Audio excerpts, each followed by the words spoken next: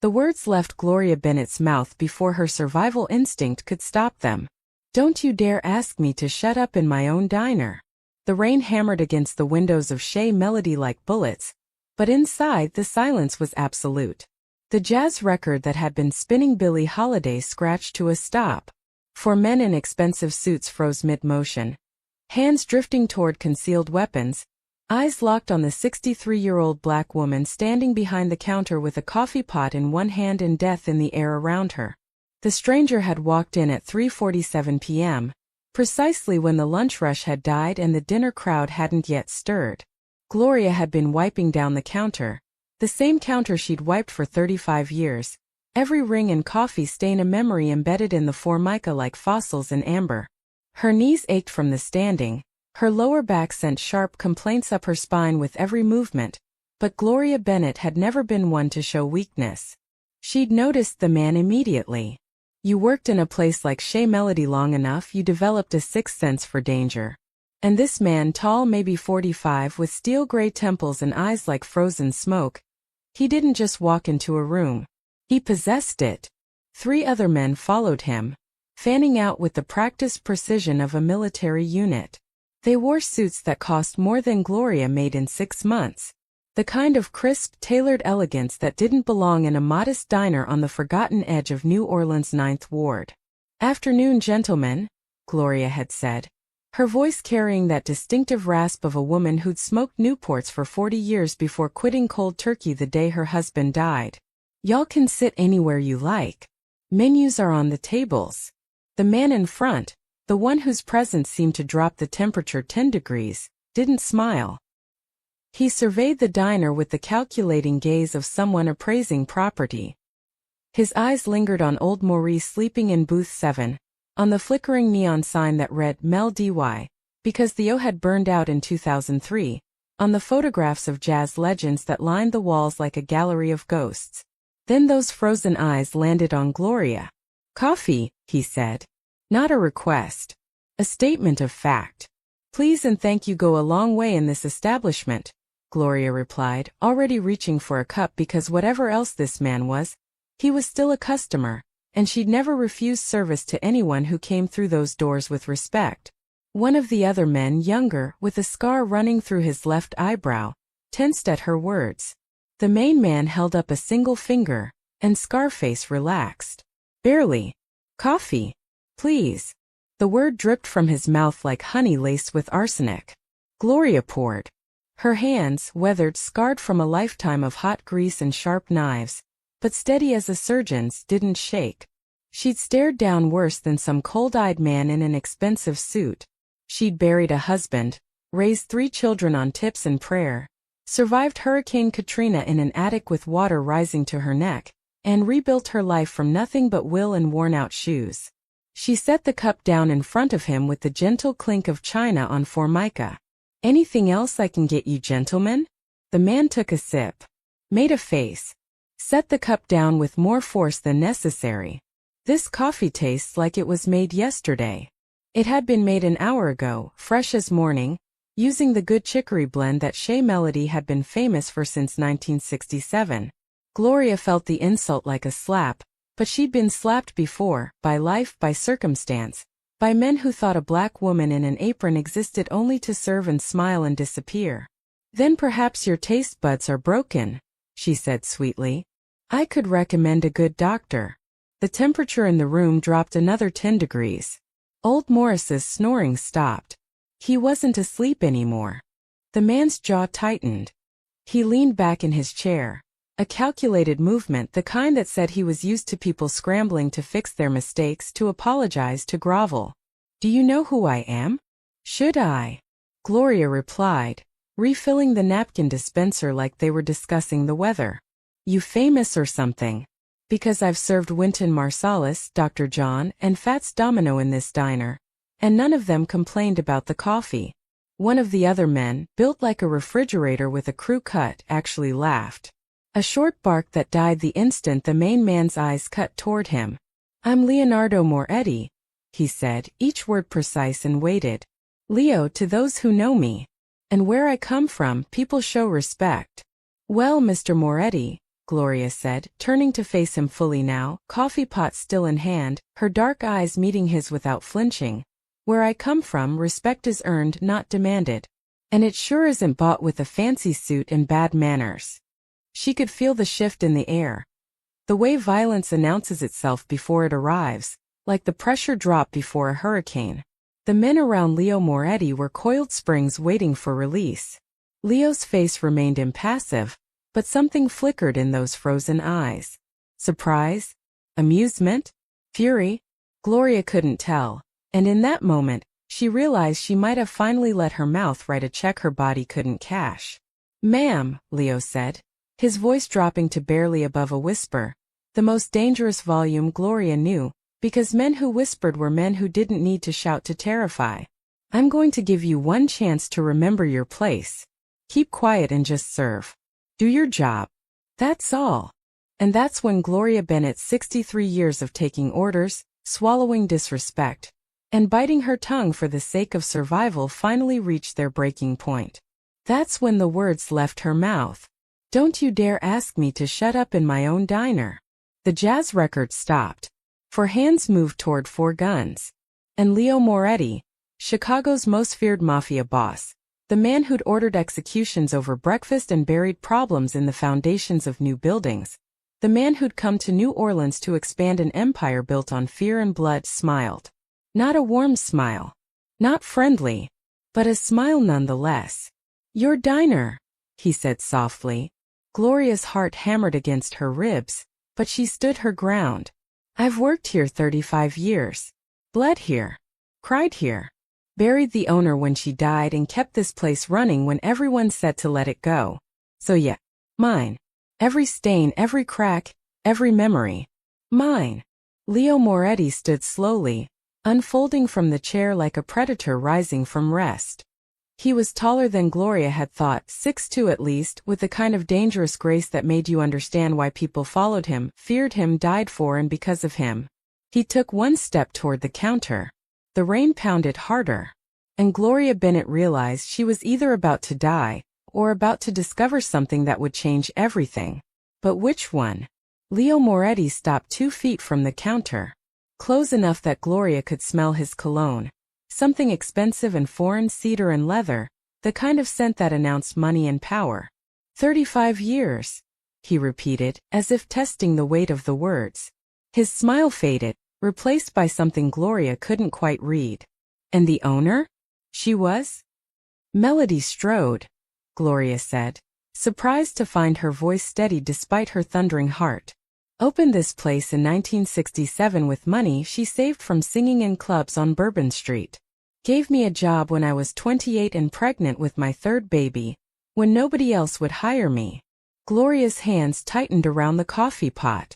She could feel the eyes of Leo's men on her, assessing, calculating, waiting for their boss's signal.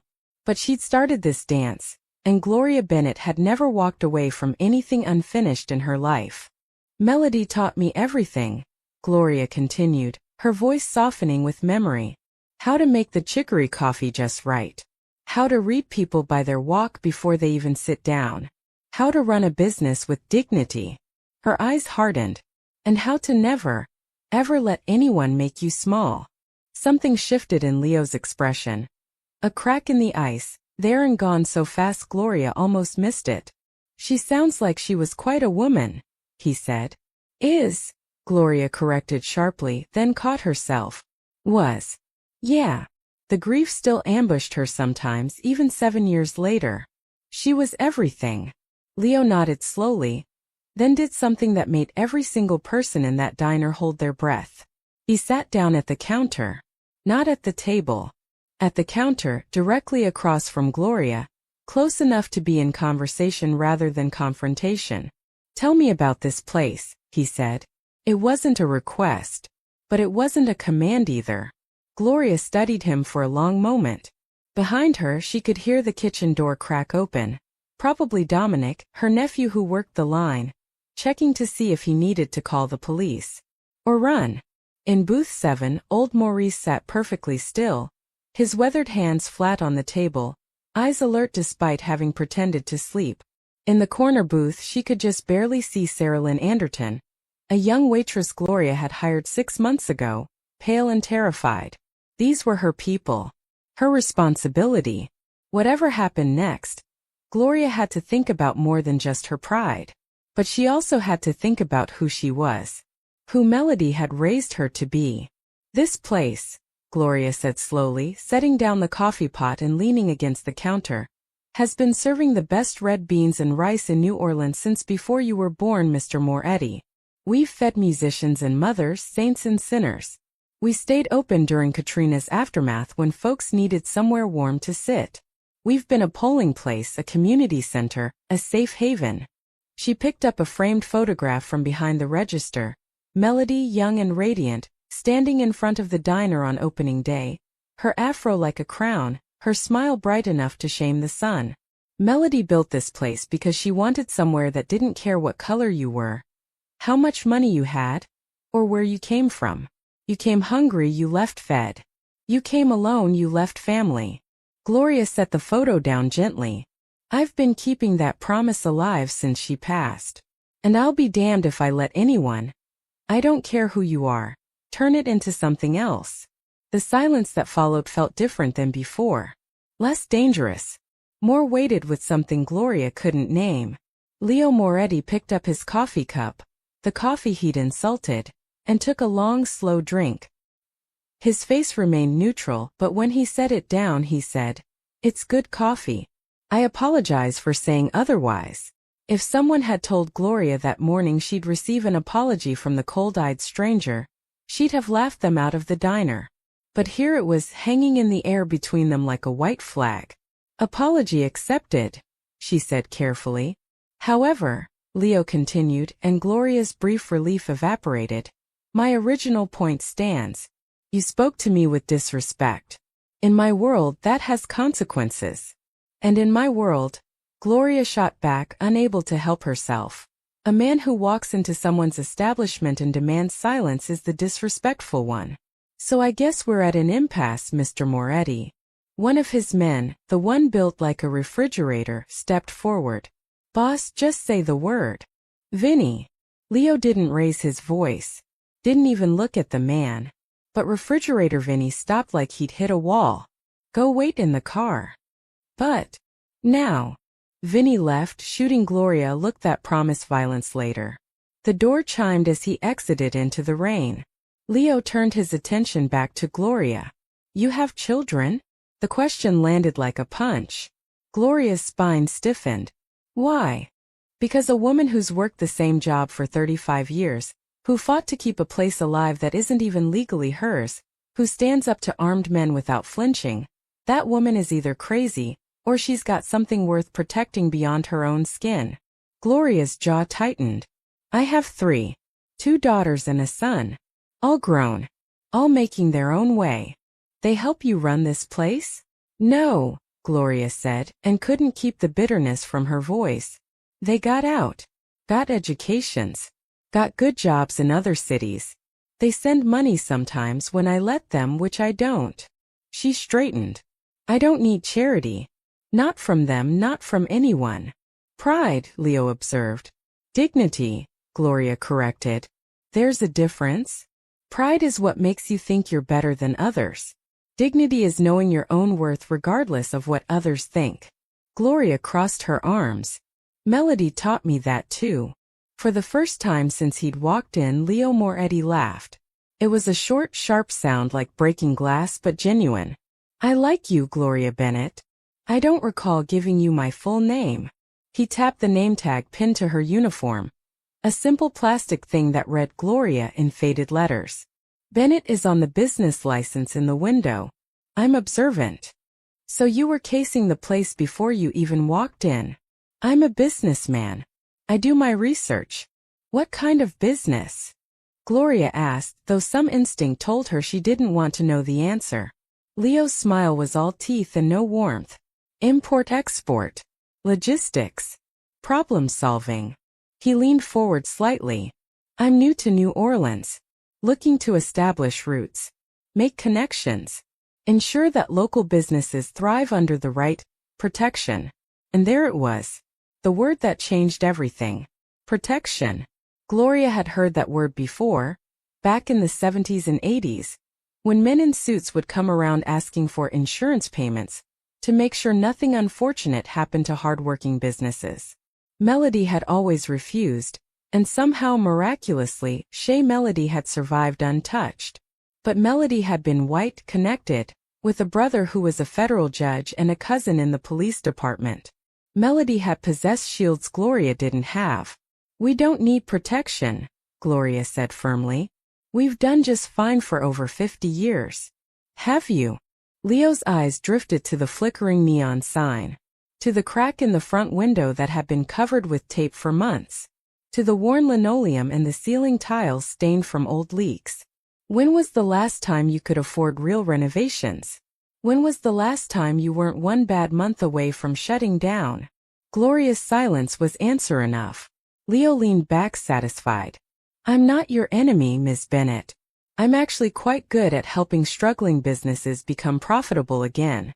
All I ask in return is loyalty. And respect." "Respect?" Gloria echoed. "Like keeping my mouth shut when told? Like understanding that I'm a man who values order, hierarchy, knowing one's place in the structure of things." "And what's my place?" Gloria challenged. "Grateful? Subservient? Quiet? Alive?" Leo said softly, and the word hung in the air like a threat and a promise. "Thriving. Protected. Federal secure." He stood, buttoning his suit jacket. "I'll be in touch, Ms. Bennett. And when I return, I hope you'll have considered my offer more carefully." "I don't recall you making an offer." Sounded more like a threat. "In my experience," Leo said, heading toward the door, his remaining two men falling into step behind him, "the difference is largely a matter of perspective." He paused at the door, one hand on the frame, rain blowing in around him like a curtain of chaos. "That coffee really is excellent, by the way. Melody would be proud of how you've kept her standards." His eyes met Gloria's one last time. "I'll see you soon." Then he was gone, swallowed by the storm, leaving only the chime of the bell and the scent of expensive cologne in his wake. Gloria stood frozen for a full 10 seconds before her legs gave out.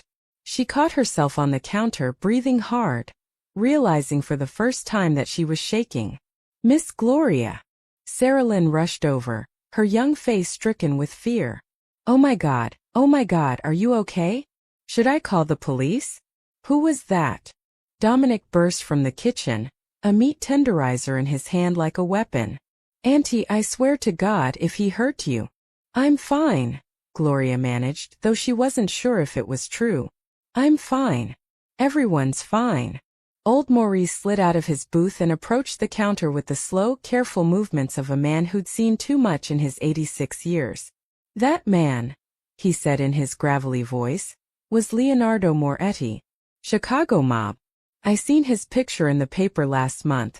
Some scandal about a federal witness disappearing." His roomy eyes fixed on Gloria with something like pity. "And you just told him to go to hell." Gloria sank onto the stool behind the counter. "I didn't tell him to go to hell. I just stood my ground." "With a mobster," Sarah Lynn whispered, her voice climbing toward hysteria.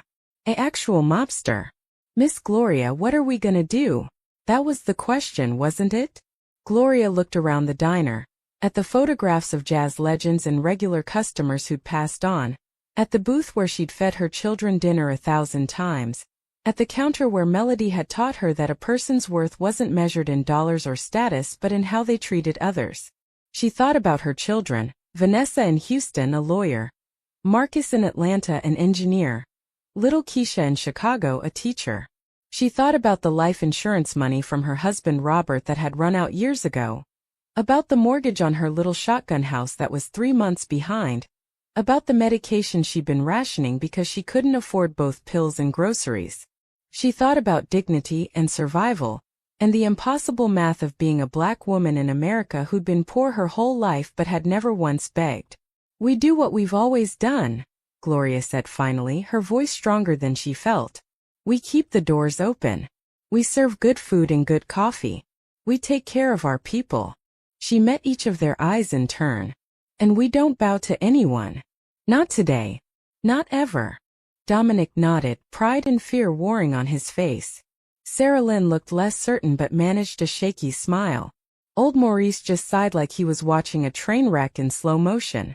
But what none of them knew, what Gloria herself didn't know, was that in standing up to Leonardo Moretti, she hadn't signed her death warrant. She'd done something far more dangerous. She'd earned his respect. And for a man like Leo Moretti, respect was the first step toward something that looked almost like fascination. The kind of fascination that would bring him back to Shea Melody again and again, drawn to the woman who'd looked him in the eye and refused to blink. The kind of fascination that would change both their lives forever. Outside, the rain poured down like judgment, and somewhere in the storm, Leo Moretti sat in the back of a black Mercedes, smiling to himself, already planning his return. 3 days passed before Leo Moretti returned. Gloria spent those 72 hours jumping at every door chime, scrutinizing every customer, waiting for the hammer to fall. She half expected her diner to burn down or worse, for one of Leo's men to walk in with a gun and a silencer. Instead, what walked through her door on Thursday morning was chaos of a different kind. A woman stumbled in at 6:15 a.m., just as Gloria was flipping the sign to open. Young, maybe 25, with torn clothing, a split lip, and terror written across her face in bruises and smeared mascara. "Please," the woman gasped, collapsing against the counter. "Please, he's coming. He's going to kill me. Please." Gloria didn't hesitate. "Dominic." "Backroom now." Her nephew emerged from the kitchen, took one look at the woman and understood. Together they hustled her through the kitchen into the small office where Melody used to do the books. "Who's after you, baby?" Gloria asked gently, dabbing at the woman's lip with a clean cloth. "My boyfriend. Ex-boyfriend. He found out I was leaving him and the woman broke into sobs. Gloria knew this story. Had lived a version of it herself decades ago before Robert, when she'd been young and stupid and thought love was supposed to hurt. "You're safe here," Gloria said firmly. "Nobody's going to touch you." That's when the front door exploded inward. The man who entered was 6'4", 250, with the wild eyes of someone high on something pharmaceutical, and the rage of someone who'd never been told no in his life. He scanned the diner, empty except for Gloria, who'd returned to the counter, and snarled, "Where is she? Where's Jasmine?" "Don't know any Jasmine," Gloria lied smoothly. "And you just broke my door. You gonna pay for that." He crossed the distance to the counter in 3 strides, grabbing Gloria by her uniform collar and yanking her half across the formica. "Don't play with me, old woman. I saw her come in here." Gloria's hand found the coffee pot, still hot from the fresh brew, and swung it hard into his temple. He dropped her with a howl, stumbling back, and Gloria's heart seized as she saw him reach behind his back and pull out a gun. "You stupid bee." The door chimed. "I wouldn't finish that sentence," Leo Moretti said calmly, standing in the doorway with 2 of his men flanking him. Rain dripped from his shoulders. His eyes were colder than Gloria had ever seen them. The boyfriend spun, gun swinging toward Leo. He never finished the turn. One of Leo's men moved with frightening speed, disarming him in 2 fluid motions and driving him face-first into the floor. The gun skittered across linoleum, stopping at Leo's feet. He picked it up with a handkerchief, examined it like an interesting insect, then pocketed it. "You broke this lady's door," Leo said conversationally, walking toward where the man lay pinned under 200 pounds of muscle. "That's destruction of property. You put your hands on her. That's assault." He crouched down, his face inches from the boyfriend's. "And you were about to shoot her. That's attempted murder." "Who the F?" Leo's man increased pressure. The boyfriend's words choked off. "Here's what's going to happen," Leo continued in that same calm, terrifying voice. "You're going to forget Jasmine exists. You're going to leave New Orleans. And if I ever hear you've come within 100 miles of this woman again," he leaned closer, "they'll never find enough of you to bury." He stood, brushed off his pants, and nodded to his man. "Make sure he understands. They dragged the boyfriend out into the rain. Gloria heard car doors and engine, then silence. Leo remained standing in her broken doorway, looking at her with an expression she couldn't decipher. "You're bleeding," he observed. Gloria touched her neck where the boyfriend had grabbed her. Her fingers came away red. He must have scratched her with a ring or something. "I've had worse," she said, trying to steady her breathing. "I'm sure you have." Leo moved behind the counter like he owned the place, found the first aid kit under the register. How did he know where it was? And approached her with antiseptic and gauze. "May I?" Gloria should have said no. Should have maintained distance. Should have remembered that this man was dangerous, criminal. Everything she'd spent a lifetime avoiding. Instead, she found herself nodding. His touch was surprisingly gentle as he cleaned the scratch, his fingers barely brushing her skin. Up close she could see details she'd missed before.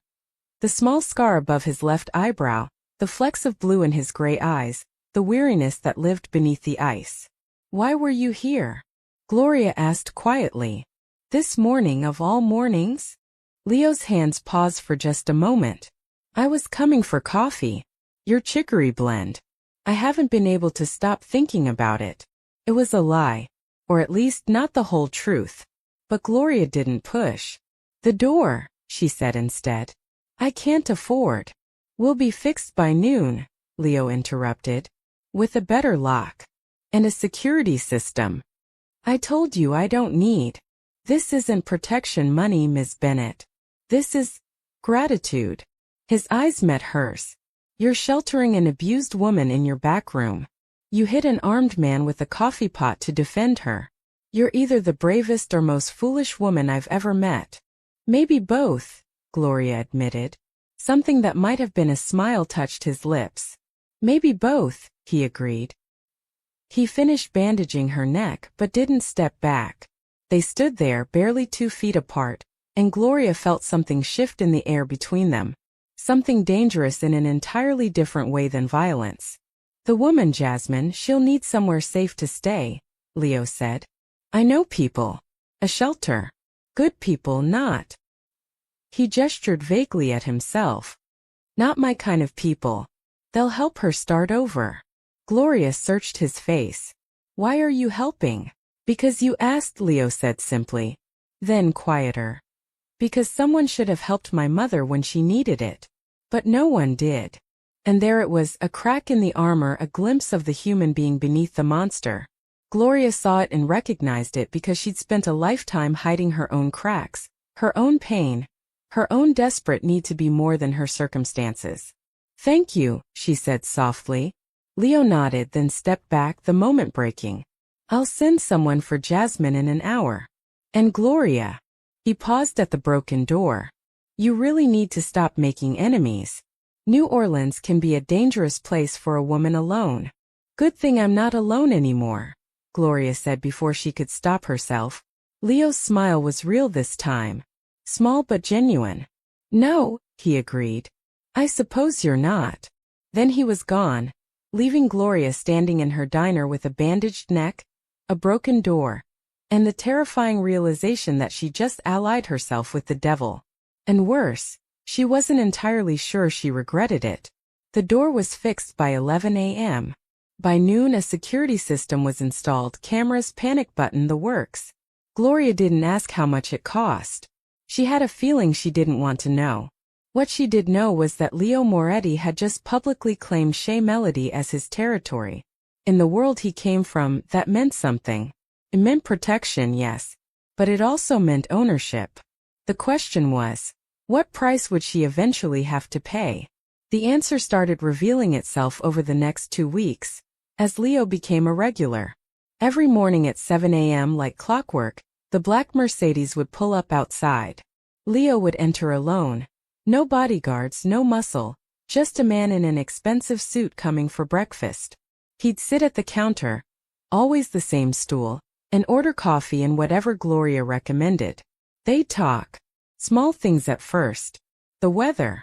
The Saints' chances this season. The rising cost of produce.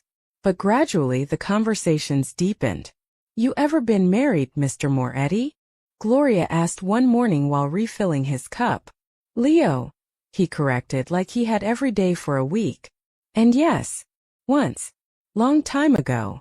What happened? His jaw tightened. She couldn't accept what I am. What I do. He took a sip of coffee. She wanted me to choose her or the life. I chose the life. You regret it? Every day. His eyes met hers. And never.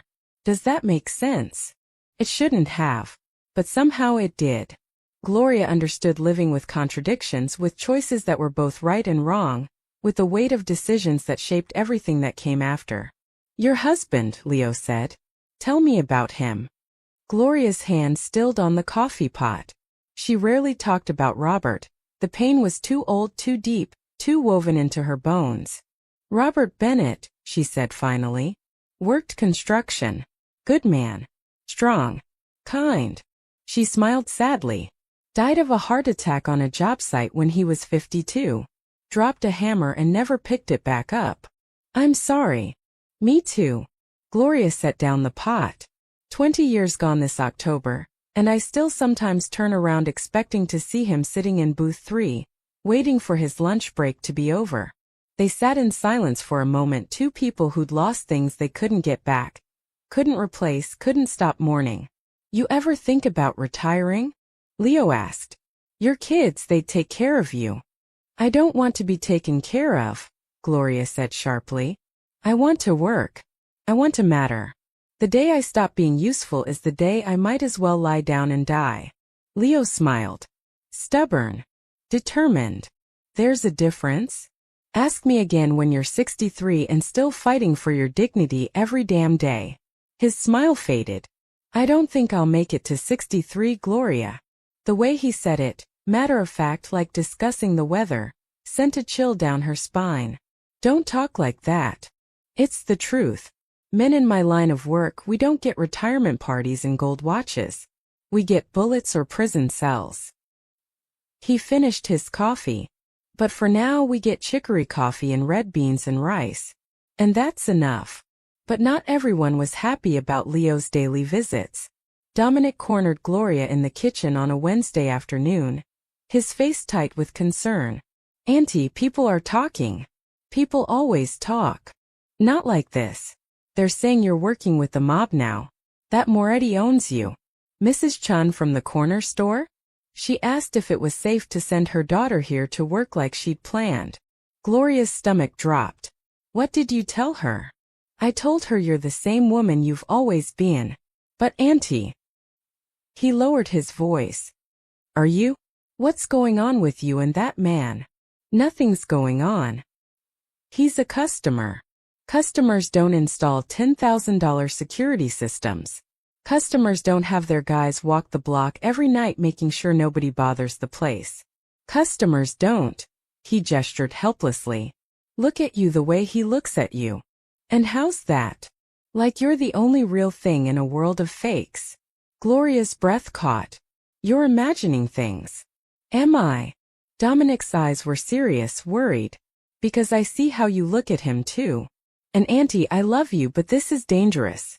For you, for all of us. What happens when his enemies decide to hit him where it hurts? You think they won't burn this place down with you in it? He wasn't wrong.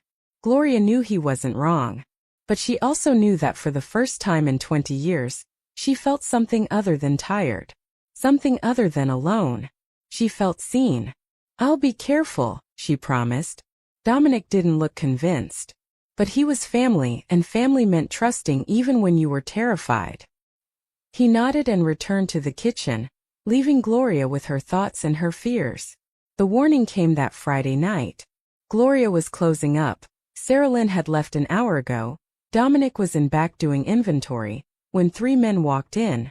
Not Leo's men. Different. Harder. Cruder. We're closed, Gloria said, hand drifting toward the panic button Leo had installed. We won't be long, the lead man said. He had a Boston accent and a smile like a shark. Just wanted to deliver a message to Leo Moretti. He doesn't work here. But he eats here. Every day. Predictable. Stupid. The man leaned against the counter. See, Leo's been expanding into territory that doesn't belong to him, making friends he shouldn't make, taking liberties. I don't know what you're talking about. Sure you don't, sweetheart. Here's the thing. Leo needs to understand that New Orleans belongs to the Calabrese family. Always has. And we don't appreciate Chicago trash thinking they can just walk in and take over. His eyes went cold. So you're gonna give him a message. You're gonna tell him that if he doesn't back off, everything he cares about in this city burns. Starting with this shithole diner and the old woman who runs it. Fear spiked through Gloria's chest, but she'd been threatened by better men than this her whole life. You finished? Because I got floors to mop and you're in my way. The man's face darkened. You think you're tough? You think Leo gives a damn about you beyond what's convenient? He leaned closer. You're nothing. A flavor of the month. And when he's bored, you'll be. The front door opened. Leo stood there, flanked by 4 men Gloria had never seen before. His face was carved from ice and fury. Gentlemen, he said softly, you're in my place, threatening my people. I'm trying very hard to think of a single reason I shouldn't kill you right now. The Boston accent stepped back. This is neutral ground, Moretti. You can't. Can't I? Leo moved forward with terrifying calm. You walk into a business under my protection, threaten a woman I care about, and then tell me what I can't do? He smiled, and it was the most frightening thing Gloria had ever seen. Get out. Tell Calabrese if he wants war. He knows where to find me. But if any of you ever speak to Gloria Bennett again, there won't be enough left of you to identify. The 3 men scrambled for the door like rats fleeing a sinking ship. Silence fell. Leo's men took positions outside, leaving Leo and Gloria alone in the diner. He stood there, breathing hard, violence still written across his features like a language Gloria was learning to read. You okay? He asked, his voice rough. I'm fine. Been threatened before. Not like this. Not because of me. He ran a hand through his hair. The first time she'd seen him make an uncertain gesture. This is what I was afraid of. This is why I should stay away from you. But you won't, Gloria said. Not a question. No. He crossed to the counter, his eyes locked on hers. I won't. Because apparently I'm a selfish bastard who'd rather put you in danger than give up my morning coffee. It's good coffee. It's not about the damn coffee, Gloria. The words hung between them, heavy with meaning neither was quite ready to name. Gloria's hands trembled slightly as she poured herself a cup.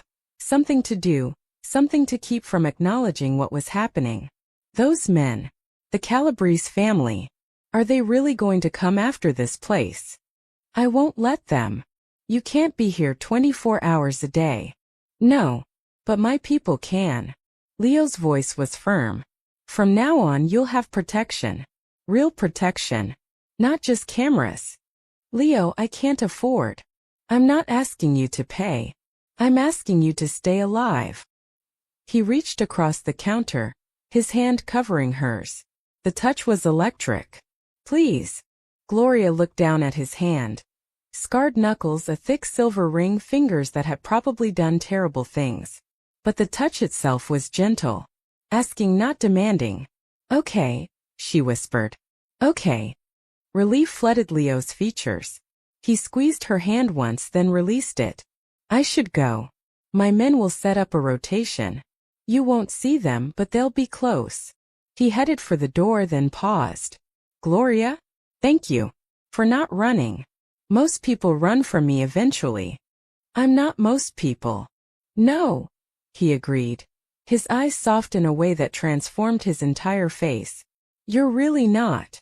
After he left, Gloria sank onto her stool and let herself shake, because she just crossed a line she couldn't uncross. She was in Leo Moretti's world now, for better or worse, for safety or destruction, and the terrifying part was that she wasn't sure she wanted to go back. The photograph changed everything. It was a Tuesday morning, 2 weeks after the Calabrese threat. Leo sat at his usual spot, reading the newspaper while Gloria prepped for the lunch rush. They'd fallen into an easy rhythm, comfortable silences punctuated by conversation, Stolen glances that lasted too long. A connection neither wanted to name but both felt growing. Gloria was refilling the napkin dispensers when a faded photograph slipped out from behind the register. One she'd never seen before, wedged in a crack in the wood. She picked it up, curious. The image was from the 70s, judging by the clothes and the color saturation.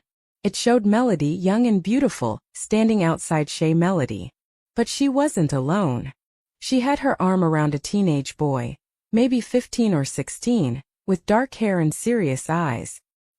He was thin, wearing clothes that didn't quite fit, but the way Melody looked at him was unmistakable. Protective. Loving. Gloria flipped the photo over. In Melody's handwriting, "My Leo. 1985. The coffee pot slipped from Gloria's hand, shattering on the floor. Leo looked up sharply. Gloria. She couldn't speak. Couldn't breathe. She held up the photograph with a shaking hand. Leo's face went absolutely white. He stood slowly, crossed to the counter, and took the photo from her fingers. His hand trembled, the first time she'd ever seen him show physical fear. Where did you find this? Behind the register. Leo, that's you. That's you with Melody. Gloria's voice cracked. You knew her. You knew her and you never said a word. Leo closed his eyes. I can explain. Then explain. Explain why you walked into this diner acting like a stranger when you... The pieces started falling into place, terrible and perfect. You said you were new to New Orleans. You lied. No. I am new. I left when I was 17 and never came back. Until now. Why? Why come back? Why here? Leo set the photo down gently, reverently. Because Melody saved my life. And I owed her a debt I never got to repay. The story came out in fragments, raw and painful. Leo's mother had been a prostitute and addict. She died when he was 15, leaving him homeless on the streets of New Orleans. He'd been stealing food to survive when Melody found him trying to pickpocket her purse outside a jazz club. Instead of calling the police, she'd bought him dinner. Then breakfast the next morning. Then given him a job washing dishes at Shea Melody. She let me sleep in the back office, Leo said, his voice distant with memory. Fed me. Paid me under the table. Told me I was smart enough to be anything I wanted. His laugh was bitter. I wanted to be someone who mattered. Someone people feared instead of pitied. So you left, Gloria said. I left. Went to Chicago. Fell in with the wrong people. Or the right people, depending on your perspective. He met her eyes. I wrote to Melody. Sent her money. She sent it all back with a letter telling me I was breaking her heart. Did you ever see her again? Once. 5 years ago. I came back to try to make amends, but she was already sick. Cancer. She looked at me and said. His voice broke. She said she'd prayed every day that I'd find my way back to being the good boy she knew. I told her that boy died a long time ago. Gloria's throat tightened. She never mentioned you. I asked her not to. I was ashamed of what I'd become, of disappointing her. Leo's hands clenched. When I heard she died, I couldn't come to the funeral. I was in the middle of a war in Chicago, but I swore that someday I'd come back. That I'd make sure her diner survived. That I'd protect what she built. So this whole time, Gloria's anger flared. You've been pretending to get to know me, pretending to care about this place, when really you were just paying off guilt? No. Leo grabbed her hand across the counter. Gloria, no. That's not. He struggled for words. Yes, I came here because of Melody. But I stayed because of you. I kept coming back because for the first time in 30 years, I felt like maybe I could be someone other than what I became. You lied to me. I didn't lie. I just didn't tell you everything. That's the same thing. Gloria yanked her hand back.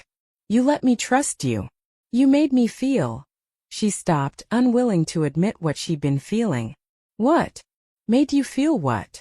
Like I wasn't alone anymore, she whispered. Like maybe someone saw me. The real me. Not just the waitress, not just the poor widow, but me. I do see you. Leo said urgently. Gloria, everything between us has been real. The conversations, the connection, He stopped himself. The what? Leo's eyes burned with something fierce and desperate. The fact that I'm falling in love with you. The words landed like a bomb in the quiet diner. Gloria stepped back, her heart hammering. No.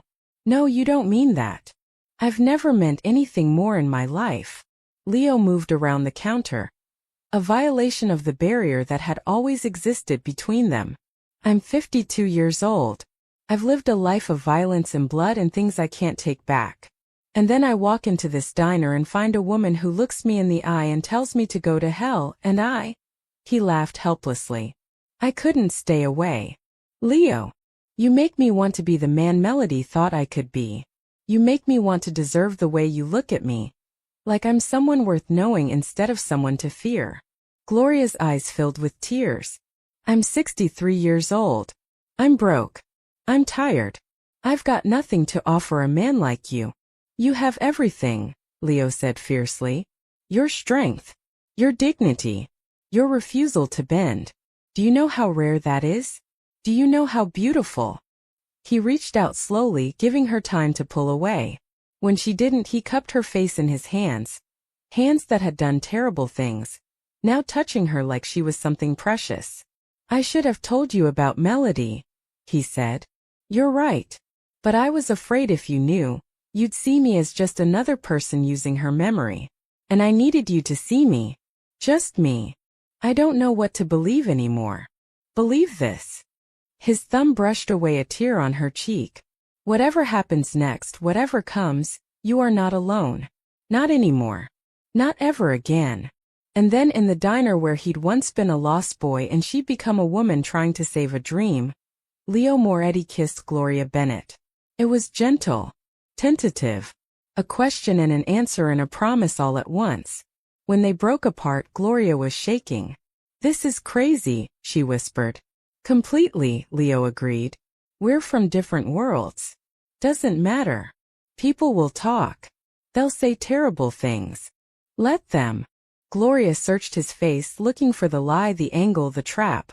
But all she saw was a man who'd been broken and dangerous and lost, looking at her like she was the lighthouse in his storm. I'm scared, she admitted. Me too. He rested his forehead against hers. But I'm more scared of walking away. Outside, the New Orleans sun beat down on the pavement. Inside Chez Melody, two people who shouldn't have worked stood wrapped in each other's arms, holding on to something fragile and fierce. Neither of them knew that the photograph Gloria had found would reach the wrong eyes by nightfall.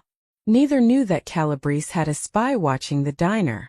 Neither knew that the revelation of Leo's connection to Melody would be the weapon his enemies needed to destroy everything.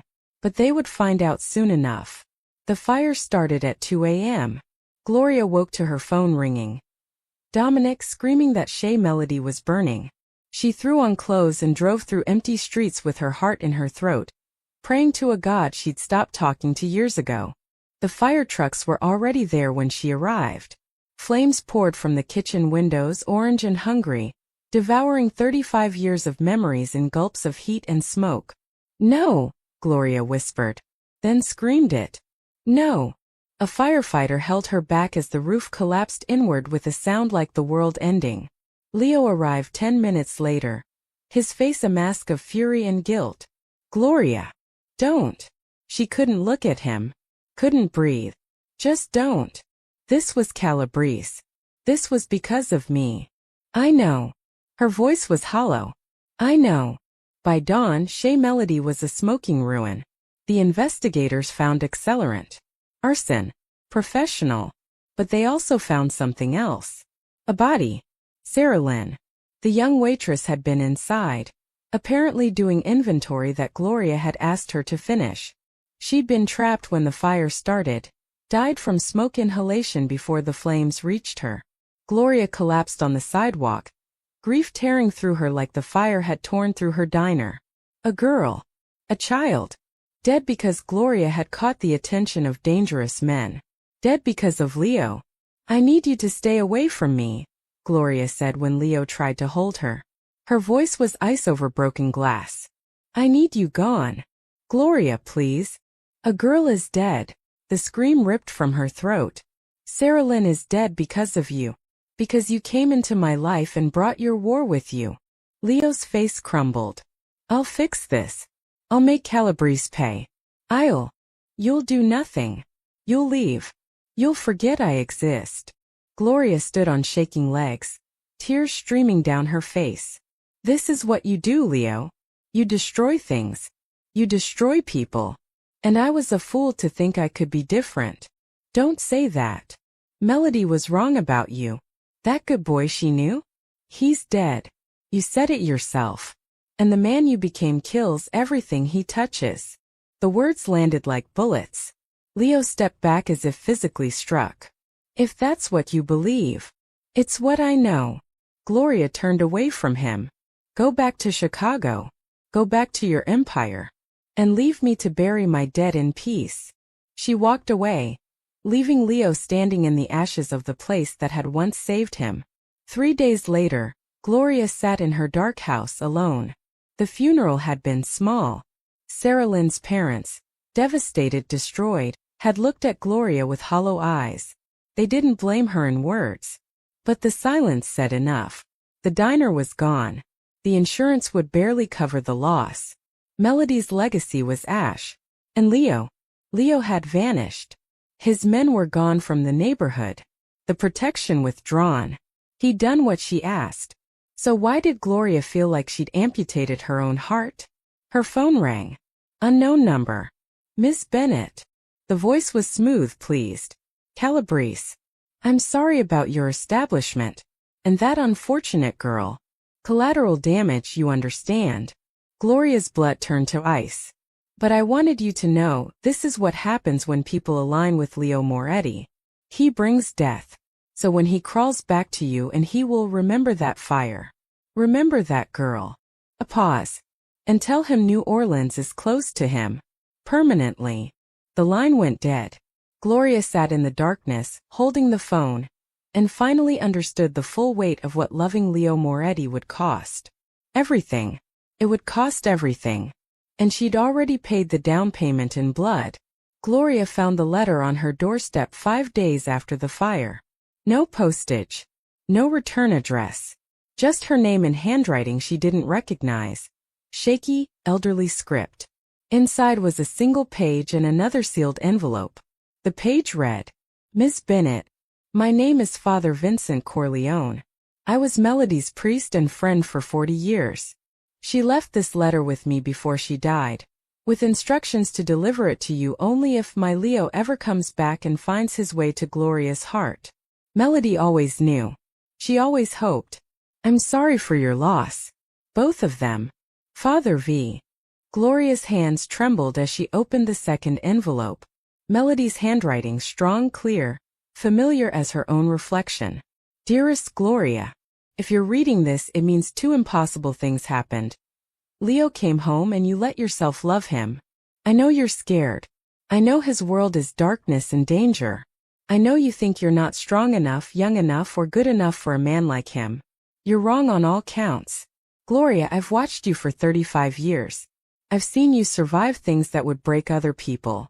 I've seen you raise children alone, rebuild after storms, keep fighting when anyone else would surrender. You are the strongest person I've ever known. And Leo, my lost boy, he needs that strength. Not because he's weak, but because he's forgotten how to be human. He's forgotten that he's worth saving. You can show him. If you're brave enough. I'm not asking you to accept his world. I'm asking you to give him a reason to leave it. Love is always a risk, sweetheart. But some risks are worth taking. Whatever you decide, know that I'm proud of you. Always have been. Always will be. With all my love. Melody. Gloria read the letter 3 times, tears streaming down her face. Then she folded it carefully, placed it over her heart, and made a decision. She'd been running from fear her whole life. Fear of poverty, fear of loss, fear of being hurt again. And where had it gotten her? Alone in a dark house, mourning not just what she'd lost but what she'd thrown away. Sarah Lynn's death wasn't Leo's fault. It was Calabrese's. And Gloria had sent away the one person who could actually make Calabrese pay for it. She'd sent away the man she loved. Because she did love him. Desperately. Terrifyingly. The kind of love that made no logical sense but made perfect emotional sense. And it was time to stop running. Gloria found Leo in the last place she expected, sitting on a bench outside the ruins of Shea Melody, staring at the burned-out shell like a man at a grave. He looked terrible. Unshaven, his suit rumpled, eyes hollow with sleeplessness and grief. "Leo," she said softly.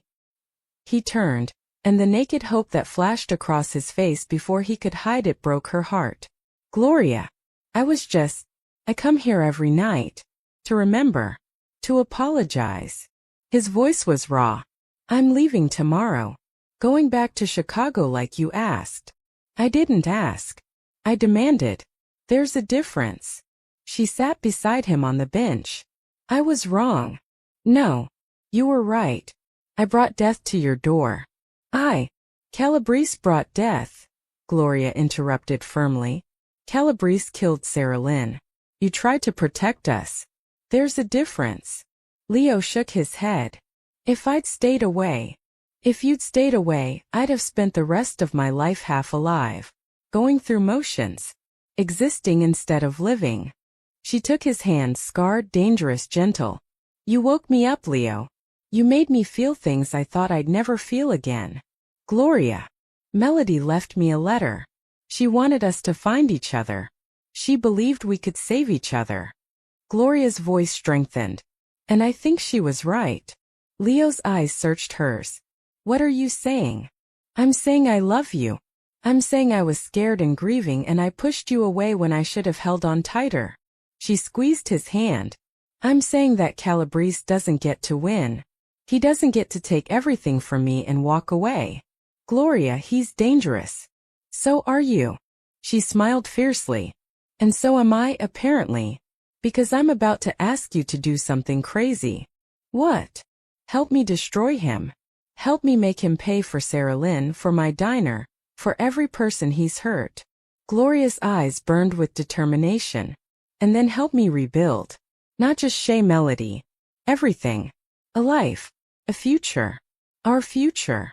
Leo stared at her like she was a miracle he didn't deserve. "You want to rebuild? Together. I want to fight. Together. I want to love. Together."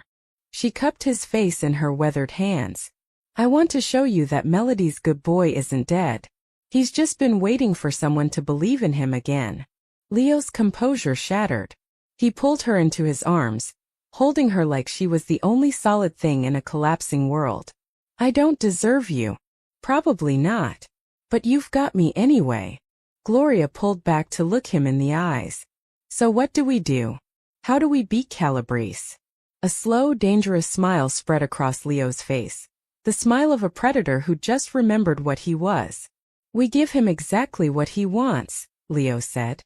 "We make him think he's won. And then we take everything from him." "How?" Leo stood, pulling her up with him, his entire demeanor transforming from broken to lethal. "Calabrese thinks I'm running. Thinks I'm weak. He doesn't know about the evidence I've been gathering: shipment records, payoffs, murders. Enough to put him away for life." "Then why haven't you used it?" "Because I needed him to make a mistake. To do something so public, so undeniable, that even his bought cops and judges couldn't protect him." Leo's eyes glittered. "The fire. Sarah Lynn's death. He got sloppy, arrogant. And now I have witnesses, evidence, everything the FBI needs." Gloria's breath caught. "The FBI? I've been working with them for 6 months. Immunity deal in exchange for helping take down the Calabrese family." He smiled grimly. "I told you I wanted to be someone Melody could be proud of. This is how. You were going to betray your own world. It stopped being my world the moment I walked back into that diner and saw you." Leo took both her hands. "I was planning to disappear after Calabrese went down. Start over somewhere quiet. But now I'm thinking maybe I start over right here. In New Orleans. With you." His voice dropped to something tender and uncertain. "If you'll have me." Gloria thought about Melody's letter. About 35 years of playing it safe, of choosing survival over living, of letting fear make her decisions. No more. I'll have you, she said. All of you. The good, the bad, the complicated. On one condition. Anything. We do this right. We take down Calabrese legally. No more violence. No more blood. We let the law handle it. Leo hesitated, then nodded. For you? I'll try to be the man the law allows me to be. That's all I ask. He kissed her then, fierce and desperate and full of promise. And Gloria kissed him back, pouring everything into it. Her fear, her hope, her love, her determination to build something beautiful from the ashes. When they broke apart, both were breathing hard. So, Gloria said, what's the plan? Leo's smile was pure predator. We set a trap. And we used me as bait. The meeting was set for the ruins of Shea Melody. Neutral ground, Calabrese had called it. A place to discuss terms. What he didn't know was that the FBI had wired the entire block. What he didn't know was that Gloria Bennett would be there, wearing a wire under her church dress, ready to get him to confess everything. What he didn't know was that he'd already lost. Calabrese arrived at midnight with 6 men. Leo stood in the ashes of the diner, alone and apparently unarmed. The picture of defeat. Moretti, Calabrese called out, his Boston accent thick with triumph. I heard you were leaving town. Guess you grew a spine after all. I'm here to negotiate, Leo said flatly. You want New Orleans? It's yours. I just want protection for one person. The waitress. Calabrese laughed. You burned your entire operation for a woman? Christ, you're pathetic. She's not part of this world.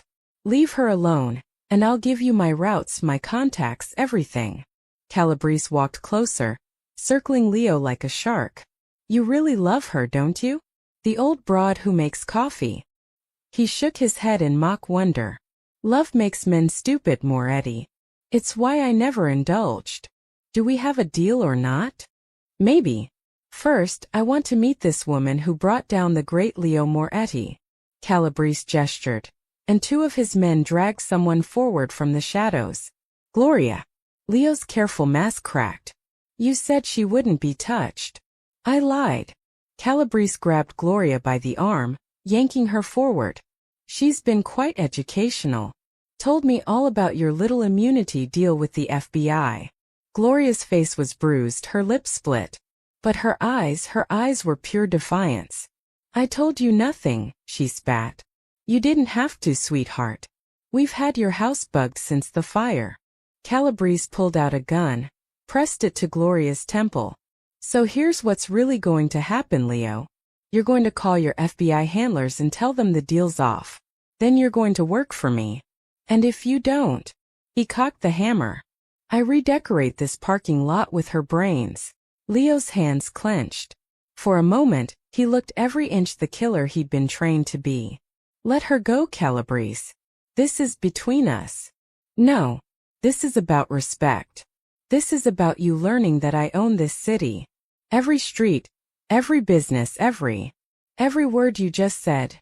Gloria interrupted, her voice steady despite the gun at her head, is being recorded and transmitted to the FBI agents surrounding this block. Calabrese froze. What? Gloria smiled through her bloody lip. You bugged my house? We bugged the whole damn neighborhood. Every entrance, every exit.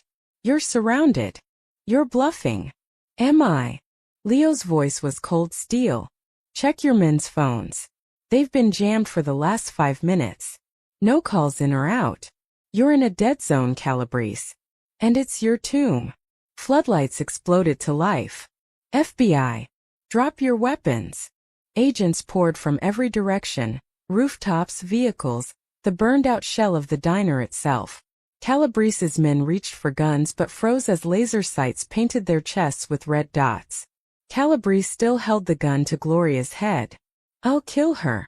I swear to God. No, you won't, Gloria said calmly. Because you're a coward. And cowards don't pull triggers when they know they're already dead. She drove her elbow hard into his stomach. The gun discharged a deafening crack, but Gloria had already ducked. The bullet went wide. Leo moved like lightning, closing the distance and disarming Calabrese with brutal efficiency. Within seconds, the mob boss was face down in the ashes, Leo's knee on his spine. "That was for Sarah Lynn," Leo growled. "And for every other innocent life you destroyed." FBI agents swarmed in, cuffing Calabrese and his men. Agent Rodriguez, Leo's handler, approached with handcuffs. "Mr. Moretti. Miss Bennett. Good work."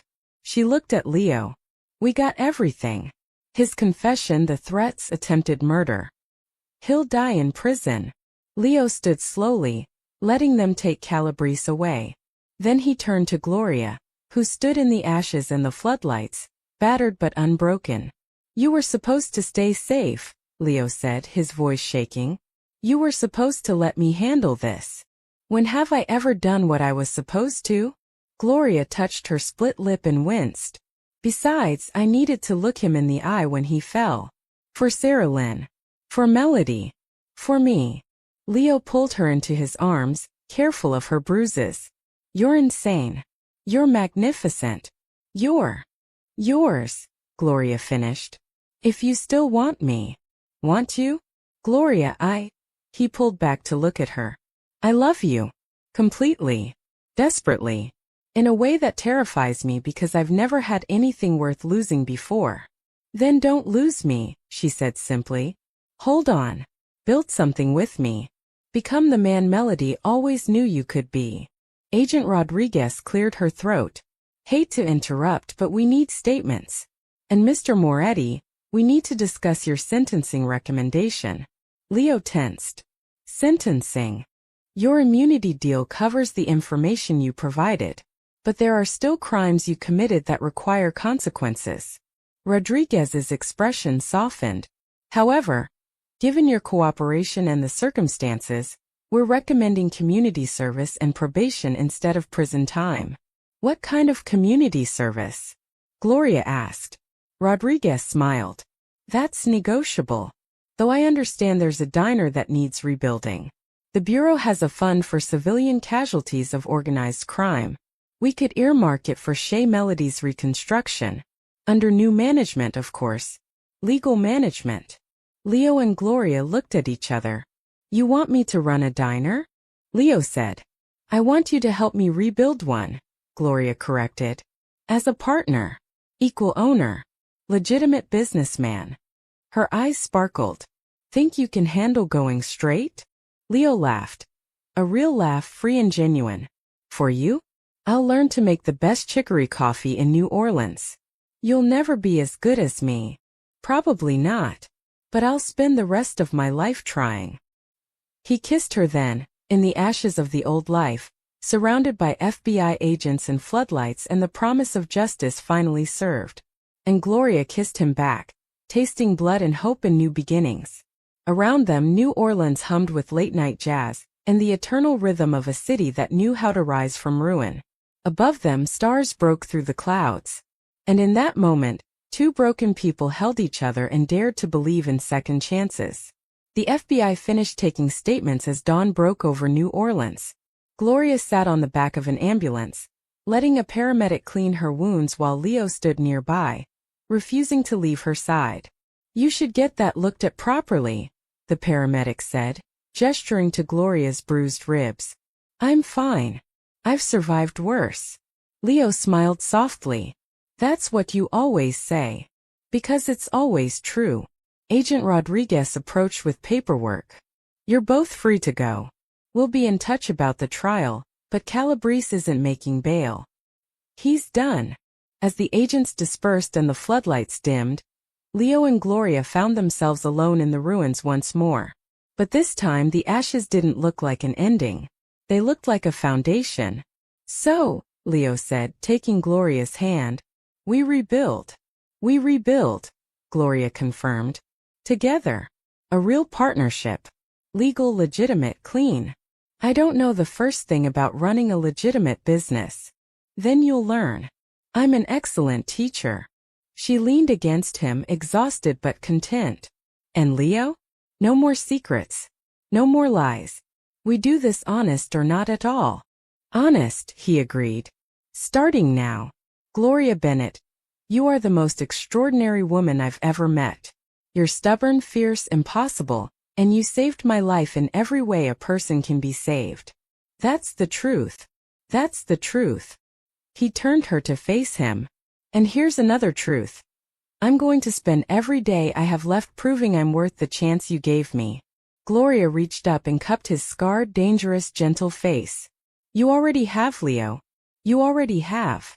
As the sun rose over the Ninth Ward, painting the sky in shades of gold and pink, they stood together in the ruins of what was and the promise of what would be. Shea Melody would rise again. Different but still itself. Still a place where hungry people were fed, where the lost found family, where dignity and love mattered more than money or power. And two people who'd survived everything life could throw at them would build it together, one cup of chicory coffee at a time. Ready to go home? Leo asked. Gloria smiled. I'm already there. They walked away from the ashes hand in hand, toward a future neither had expected but both had earned. Behind them the ruins stood silent. Ahead, New Orleans waited with all its music and mystery and second chances. And somewhere Melody Strode was smiling. We have come to the end of the story. Thank you for watching to the end. Share your opinion about this story in the comments below. I like getting feedback from my audience. Also, don't forget to like, subscribe, and hit the notification bell so you won't miss any of our heartwarming stories.